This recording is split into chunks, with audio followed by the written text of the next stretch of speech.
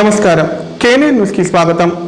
అధికారంలోకి వచ్చి ఏడాది తిరక్క ముందే దాదాపు 60,000 ఉద్యోగాల నియామకాలు జరపడం ద్వారా యువత పట్ల తమ చిత్తశుద్ధి చాటుకున్నామని ముఖ్యమంత్రి రేవంత్ రెడ్డి అన్నారు.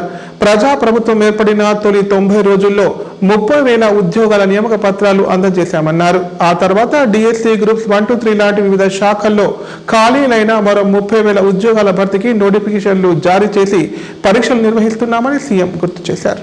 Telangana fire services civil defence training institute లో ఫైర్మెన్ పాసింగ్ అవుట్ ప్యారెడ్ ను ముఖ్యమంత్రి రేవంత్ రెడ్డి సమీక్షించి వారి గౌరవ వందనాలు స్వీకరించారు. అనంతరం ప్రసంగించిన ముఖ్యమంత్రి రేవంత్ గతంలో 30,000 మంది నియామక పత్రాలు అందుకున్న వారిలో 483 ఫైర్మెన్లు, 155 డ్రైవర్ ఆపరేటర్స్ కూడా ఉండడం, వారిప్పుడు కఠిన శిక్షణ కూడా పూర్తి చేసుకోవడం పట్ల వారికి అభినందనలు తెలియజేశారు. ఏ ప్రమాదాలు జరిగినా ప్రాణాలకు తెగించి సామాజిక బాధ్యతగా ఉద్యోగంలో చేరడానికి ముందుకు వచ్చినందుకు తెలంగాణ ప్రభుత్వం మిమ్మల్ని అభినందిస్తోందని చెప్పారు.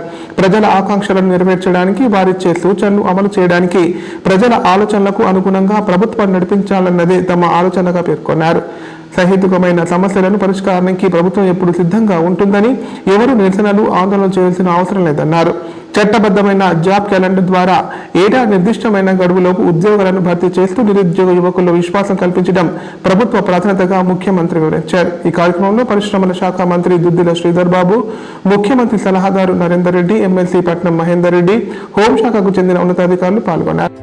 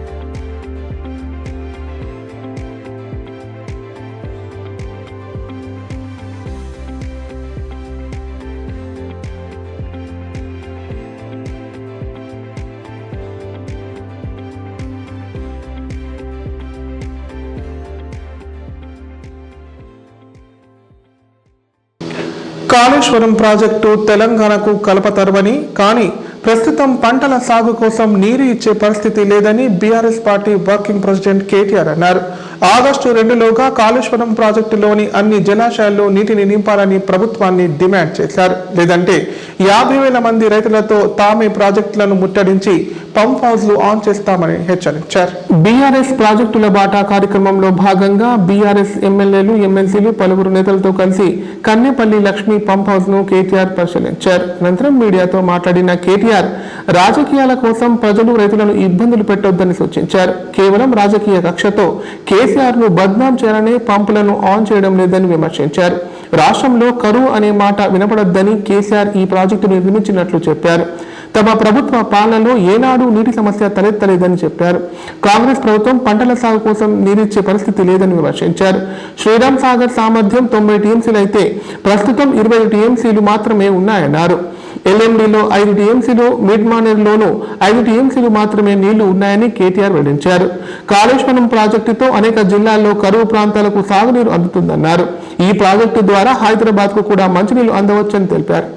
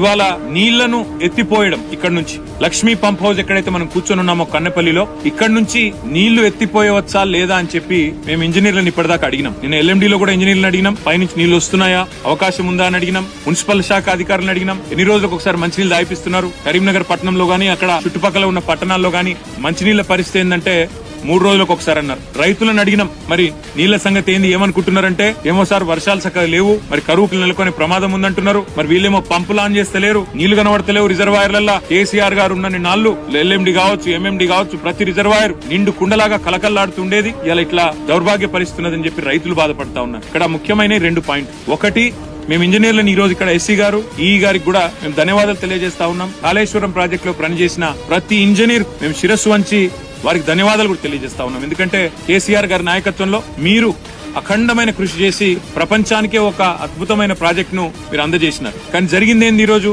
మేము డిసెంబర్ నుంచి చెప్తున్నాం, కొత్తది కాదు.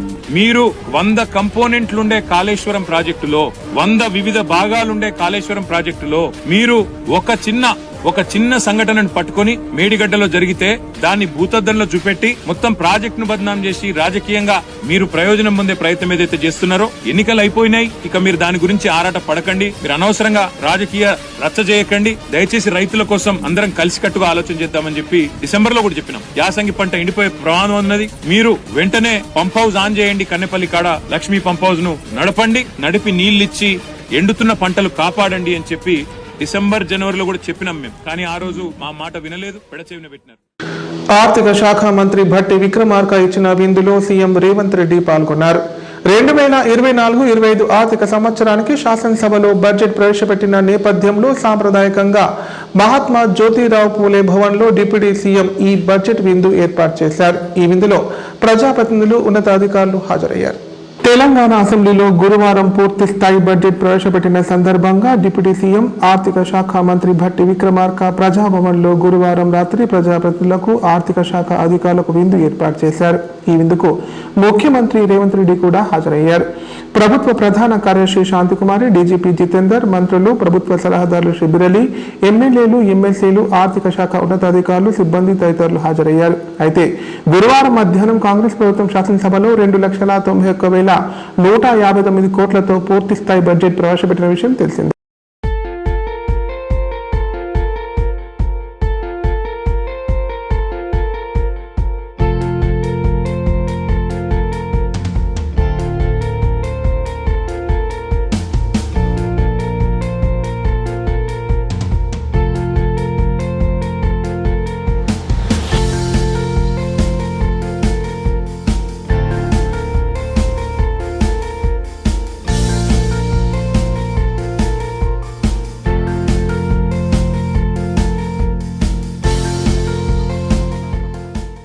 కామారెడ్డి జిల్లా కేంద్రంలో కలెక్టర్ ఆశీష్ సంగ్వాన్ పర్యటించారు.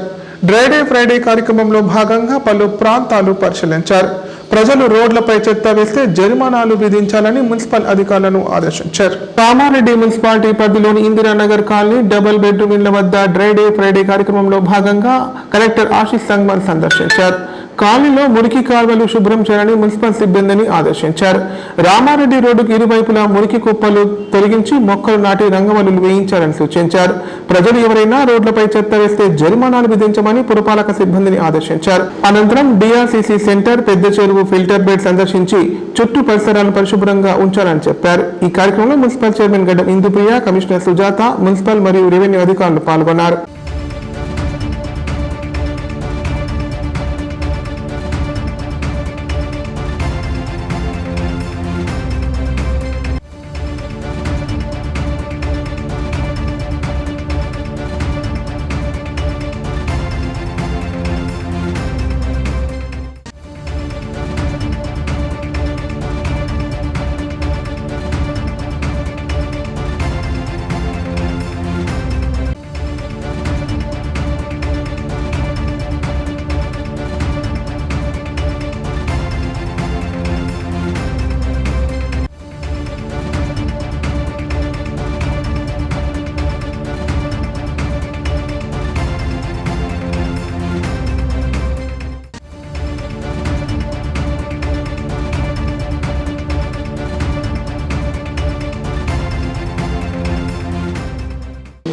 కామారెడ్డి జిల్లా బాన్స్వాడ విద్యుత్ అధికారి కామేశ్వరరావుపై విజిలెన్స్ అధికారులు విచారణ చేస్తున్నారు.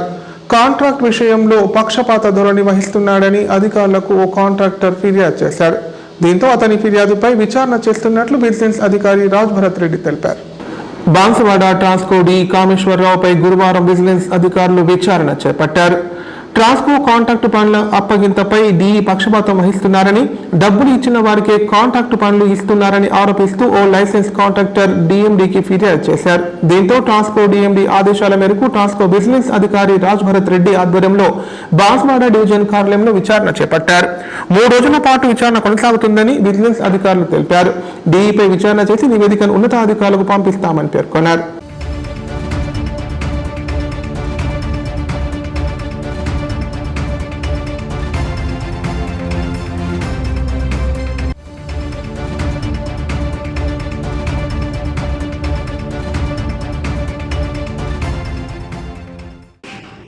కామారెడ్డి మా ఏపీటీఎస్ విజిలెన్స్ నిజామాబాద్కి కామారెడ్డి జిల్లా కాంట్రాక్టర్స్ తరఫున ఒక కంప్లైంట్ వచ్చింది, అనానమస్ పిటిషన్ బాన్స్వాడ రెడ్డి గారి పేరు మీద. సో దానిలో ఎంక్వైరీలో భాగంగా ఇలా బాన్స్వాడకి వచ్చాము, ఎంక్వైరీ చేస్తున్నాం. ఈ ఎంక్వైరీ ఇంకా 2-3 డేస్ కొనసాగుతుంది. ఎవరి మీద? బాన్స్వాడ డిఈ గారి మీద కామేశ్వర. అనానమస్ పిటిషన్ అంటే అందులో కాంట్రాక్టర్స్ విషయంలో కొంచెం పార్షియాలిటీ జరుగుతుందని చెప్పి ఇచ్చారు. దాని విషయంలో ఎంక్వైరీలో భాగంగా ఇక్కడికి రావడం జరిగింది. సార్ ఇప్పుడు డిఈ మీద డిఈ గారు ఒక్కటి పార్షియాలిటీ జరుగుతుందని చెప్పి చెప్పారు. ఇప్పుడు ప్రకటనలు. గ్యాస్ట్రిక్ మరియు లివర్ సమస్యలతో బాధపడుతున్న వారు ఇప్పటి నుండి హైదరాబాద్ గాని నిజామాబాద్ గాని వెళ్లవలసిన అవసరం లేదు. మరియు అప్పుడప్పుడు వచ్చే డాక్టర్ల కోసం ఎదురు చూసే అవసరం కూడా లేదు.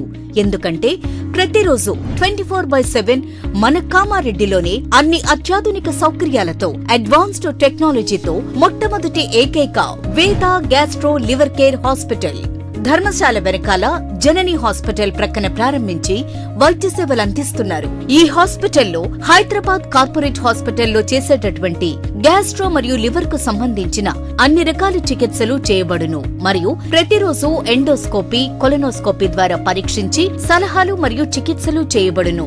కడుపులో పుండు వంటి సమస్యలకు నాణ్యమైన చికిత్సలు అందించబడును. వేద gastro liver care hospital Dharamshala వెనకాల జనని హాస్పిటల్ ప్రక్కన కామారెడ్డి. Phone number 8006000330. కుక్కలు దాడి చేయడంతో కృష్ణ జింక మృతి చెందింది. ఈ సంఘటన నిజామాబాద్ జిల్లా సాలూరా మండలం తగ్గెల్లి గ్రామంలో చోటు చేసుకుంది. కాగా వన్యప్రాణులు సంచరించే చోట కంచె ఏర్పాటు చేసి వాటిని సంరక్షించే చర్యలు తీసుకోవాలని స్థానికులు డిమాండ్ చేస్తున్నారు. కుక్కల దాడిలో కృష్ణ జింక మృతి చెందిన సంఘటన సాలూరా మండలం తగ్గెల్లి గ్రామంలో చోటు చేసుకుంది. మేత కోసం వచ్చిన కృష్ణ జింకను కుక్కలు దాడి చేశాయని స్థానికులు తెలిపారు. గ్రామ కార్యదర్శి సమాచారం మేరకు ఘటనా స్థలానికి చేరుకున్న అటవీ శాఖ అధికారులు పంచనామా నిర్వహించారు. మృతి చెందిన కృష్ణ జింకను పోస్టుమార్టం నిమిత్తం బోధన్ ఆసుపత్రికి తరలించారు. అయితే గతంలో కూడా రోడ్డు ప్రమాదంలో కృష్ణ జింక మృతి చెందింది. ఆ ఘటన మరొక ముందు ఇలా అడవి జంతువులు గ్రామాలు సంచరిస్తూ మృత్యువాత పడడం బాధాకరమని గ్రామస్తులు అటవీ శాఖ అధికారులపై ఆగ్రహం వ్యక్తం చేస్తున్నారు. వన్యప్రాణులు మృతి చెందిన సమయంలో వచ్చి హడావిడి చేసి వెళ్తున్నారు. అవి సంచరించే చోట కంచె ఏర్పాటు చేసి వాటిని సంరక్షించే చర్యలు తీసుకోవాలని డిమాండ్ చేస్తున్నారు. రుద్రుల్ మండలం అంబం గ్రామ శివారులో ఉన్న మోడల్ స్కూల్ కు వెళ్లే రోడ్డు అధ్వానంగా తయారైంది. వర్ణి నుంచి కోటయ్య క్యాంపు వరకు వెళ్లే ప్రధాన రోడ్డు పరిస్థితి దారుణంగా ఉంది. చిన్నపాటి వర్షానికే బురదమయంగా మారడంతో నిత్యం స్కూల్ కు వెళ్లే విద్యార్థులు ఆ రోడ్డు గుండా వెళ్లాలంటే జంకుతున్నారు. వర్ణి నుండి కోటయ్య క్యాంపు మోడల్ స్కూల్ కు నిత్యం 850 మంది విద్యార్థులు నడుచుకుంటూ ఆటోల్లో వెళ్తారు. రోడ్డు పూర్తిగా గుంతలమయంగా మారడంతో గుంతల్లో మొరం వేసి చేతులు దులుపుకున్నారు. చిన్నపాటి వర్షం కురిస్తేనే గుంతల్లో వర్షపు నీరు నిండి కాలినడకన ఆటోల్లో వెళ్లే విద్యార్థులు ప్రమాదాలకు గురయ్యే అవకాశం ఉంది. దీంతో అఖిల భారతీయ విద్యార్థి పరిషత్ నాయకులు మాట్లాడారు. వర్ణి మండలంలో ఉన్న ప్రభుత్వ అధికారులు, ప్రజాప్రతినిధులు ఈ రోడ్డు మరమ్మతు పనులు వెంటనే పూర్తి చేయించి విద్యార్థులకు న్యాయం చేయాలని ఏబీవీపీ డిమాండ్ చేస్తోందని తెలిపారు. దీని నెల విద్యార్థులతో కలిసి ఆందోళన చేపడతామని హెచ్చరించారు.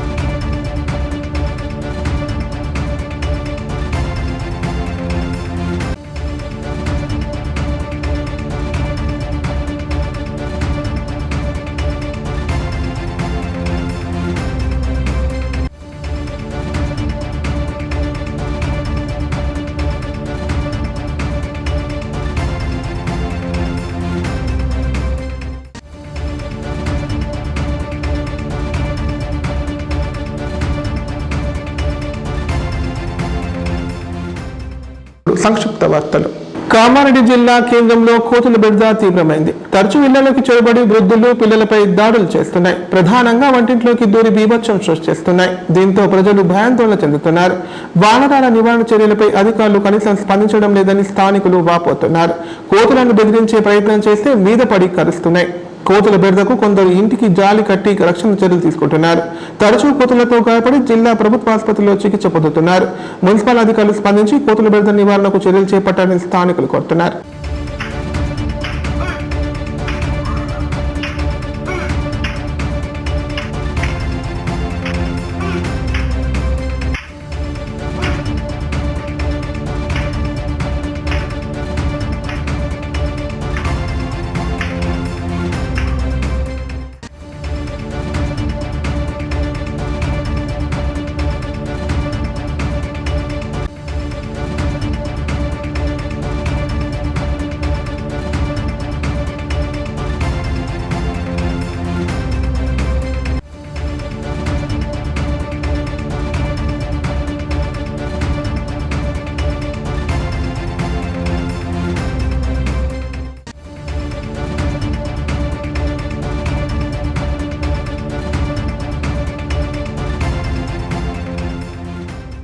కామారెడ్డి పట్టణ ఆర్యవైశ్య సంఘం అధ్యక్షుడు మోటూరి శ్రీకాంత్ మాట్లాడారు. రాష్ట్ర ఆర్యవైశ్య కార్పొరేషన్ నిధులు విడుదలపై కాలయాపన చేస్తే రాబోయే ఎన్నికల్లో కాంగ్రెస్ ప్రభుత్వానికి తగిన గుణపాఠం చెబుతామన్నారు. జరగబోయే స్థానిక సంస్థలు, మున్సిపల్ ఎలక్షన్లో కామారెడ్డి పట్టణం నుండి మొదలు పెడతామన్నారు. కాంగ్రెస్ పార్టీ భూస్థాపితం అయ్యేంత వరకు పోరాడతామని చెప్పారు. జై వాసవి. నిన్నటి రోజు మన